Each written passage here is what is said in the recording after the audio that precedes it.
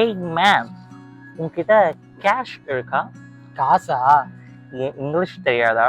English எல்லாம் தெரியும். நீ சொன்னீங்க கேஷ், அதே தமிழ் வார்த்தையான காசுல இருந்து தான் வந்துச்சு. Is it how?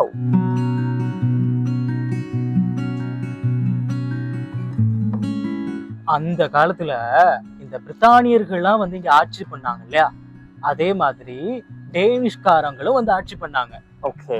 ஸோ டேனிஷ்காரவங்க, அதாவது டென்மார்க்ல இருக்கவங்க தஞ்சாவூர்ல வந்து இங்க வர்த்தகம் பண்ணணும் அப்படின்னு சொல்லி ஆசைப்பட்டாங்க.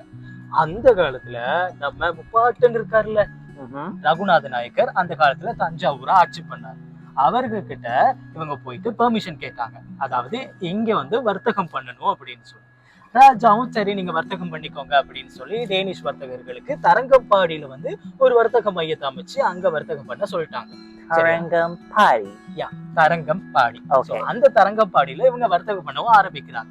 அந்த காலத்துல இருந்த தஞ்சாவூர் மக்கள், அதாவது நம்ம பாட்டனார்கள் முப்பாட்டனார்கள்லாம் இருக்காங்க இல்லையா, சோ அவங்க எல்லாம் இந்த பணம் அப்படிங்கிற வார்த்தைக்கு வந்து காசு அப்படிங்கிற சொல்லதான் பயன்படுத்துறாங்க. சரியா?